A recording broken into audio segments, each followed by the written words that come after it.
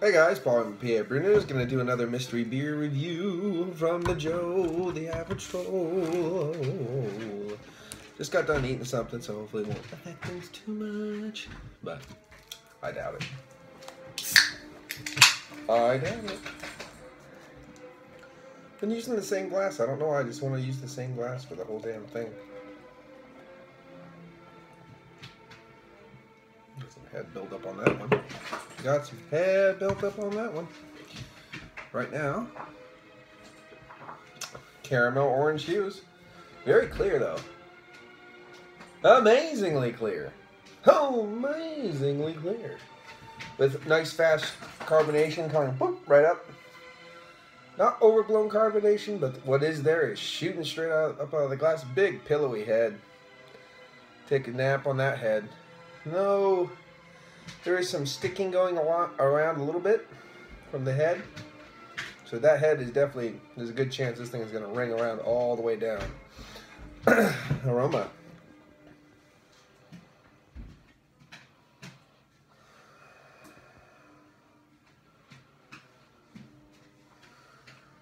Yeah, that's interesting.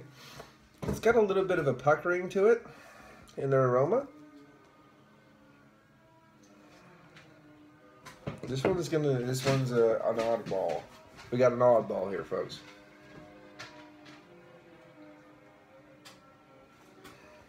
I'm getting in this a little bit of a sour cherry and a little bit of a lemony-ness.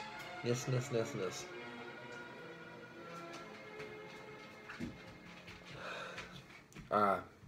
Yeah, a little sour cherry, hints of the lemon, hints of maybe a little bit of a crunchy citrusness. But yeah, there's a little bit of a funkiness to this one that I'm getting anyway. Not getting too much anything else. So let's give it a go. Cheers.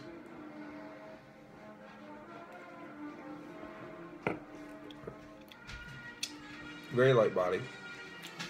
Bready. Yeasty. A little grassy. Well, I guess you would call that a little bit that hay straw kind of thing going on. Might be a little, be a little bit of a Brett funkifiedness going on to this one a little bit. At least a little wildness to it, because there is a little bit of a nice little that strawy hay breadiness in the background.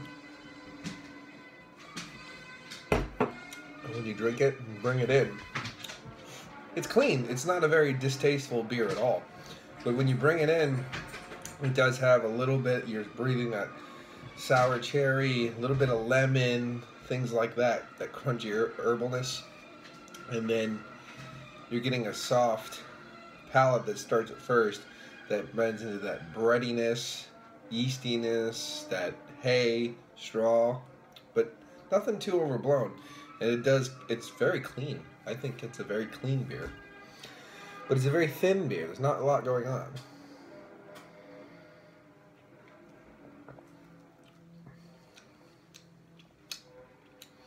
Yeah. And then that time when I drank it, lingering in the back a little bit. So just a soft, I'm trying to think what kind of note this is. It's a wet, little bit of hay, straw. But there's a little soft hint of odd fruit in there, but it's more like a muted tartness. Very odd indeed. Now, I wouldn't be surprised if it was some kind of just breaded, funkified. It's not overly sour, so I'm not gonna call it a full-on. You can't call it. I mean, it's not a full-blown sour or anything like that. It's not puckering or anything, but there's a little bit of wild goodness going on. Maybe like a farmhouse ale. I guess that's one of the classifications, like a farmhouse or farmyard. Or not farmyard ale, I think farmhouse ale. Or, you know, like a table ale, like a wild. I know they have French style table ales. They're wild. But they're definitely not over tart, I guess you want to say. And that's this little bit of funkiness but it's clean and crisp, and it drinks pretty damn well, but it's not overly chaoticified.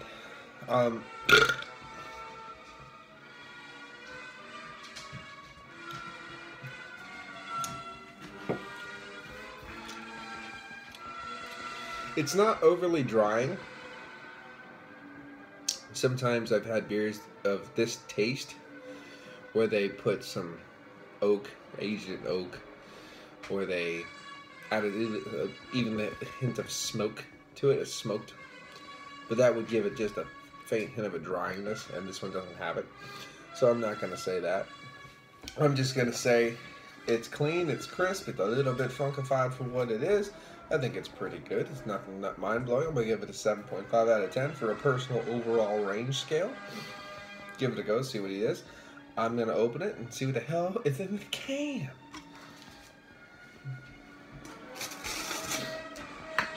Make sure it's all out of the can. It's all out. Oh my good fucking God. Oh my good fucking God. There's really nothing. Oh my fucking God. There's nothing to it. There's a little bit of a funkiness. Uh-oh. Yeah, there's a little bit of a funkiness to this, and I don't know what the hell to call it. It's not bad, though. I gave it a 7.5 out of 10.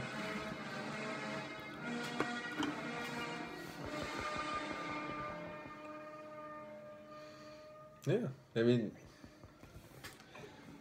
it just shouldn't have funkiness in it, though. I mean, so that's why, yeah, now the overall score is getting down for style-wise, but like, Jesus, God. Yeah, I mean, there's a funkiness to this beer in the aroma. I mean, there's a graininess, there's a breadiness.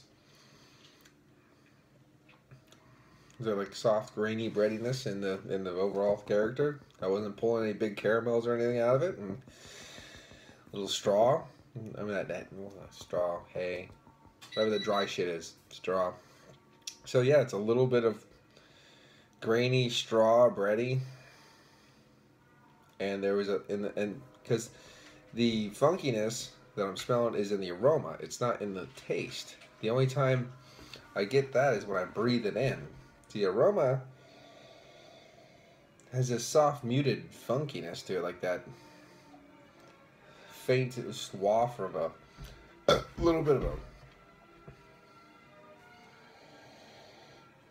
just a muted sour cherry or a little bit of a lemon, and then the taste doesn't have really anything much to it, any of that, except for that super grainy hay breadiness that it does have. And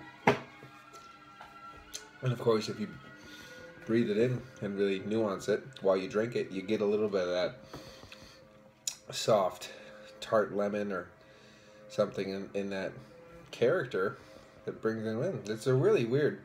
I don't think I've ever reviewed Yinling on my channel before.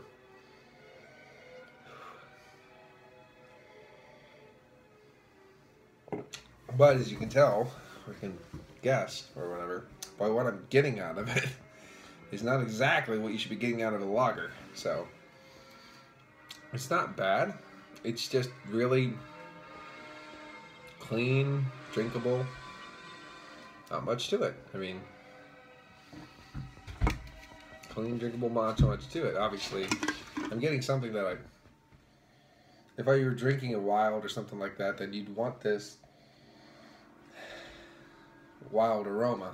But now that it's a lager, it's just, I mean, I would only want one of these, because I thought it was like, because of that, not thought, because I smelled that kind of funkifiedness, you know. I'd be like, well, you know, I'll drink it, crush it, put it back, there you go.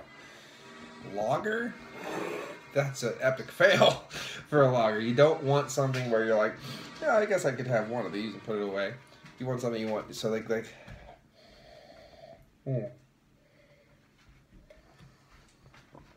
just getting some really weird ass aromas off this one. But again, minus the aroma, the taste is simplistic. It is clean. It is surprisingly bready, grainy, and yeasty.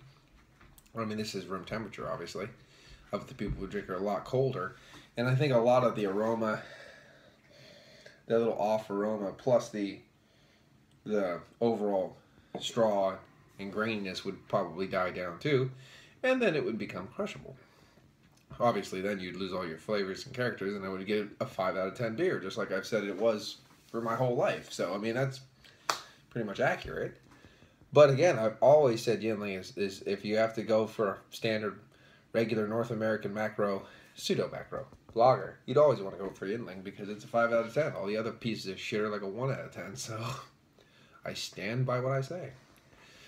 And I'm going to have one and done, like I usually do with Yuengling. One and done. I'm good.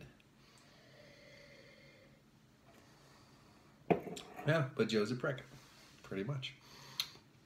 It's a really funkiness that I'm getting out of this beer that I don't understand why I'm getting it. I'm surprised it actually didn't foam. Like, leave a fucking... You know, it looked like it was going to leave a pretty cool sticky trail, but it didn't. The fuck is this anyway? I mean, obviously, brewed since 1829, America's oldest brewery, still functioning, America's oldest functioning brewery. Dicky Boy Yuengling. I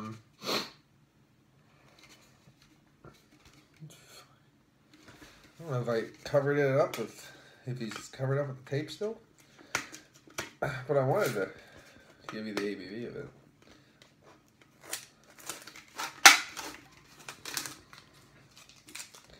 But I don't think the ABV is on here. It's very professional of them. Let's see. Pound a can, baby. 1 pint, family operated, 16 ounces. You're just watching me read a fucking can now. No ABV. And for being non-alcoholic, it is very good. If I have to judge this as a non-alcoholic beer, very good. Yeah.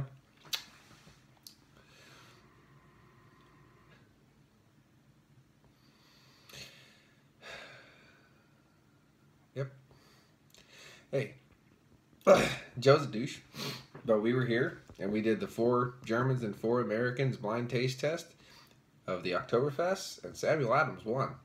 Shit happens when you're just tasting with your face and not with your eyeballs. Things happen, and this is definitely one. But I'm not upset because I gave it a solid rating. 7.5 is my solid, and for what it is, it's a solid North American lager. It's actually a lot better than all the other ones, or amber beer, or whatever you want to call this one. The original amber beer lager. But, it is the best out of the best. Best out of the bunch, I guess you want to call it. So, anyway, yeah, so, definitely not a,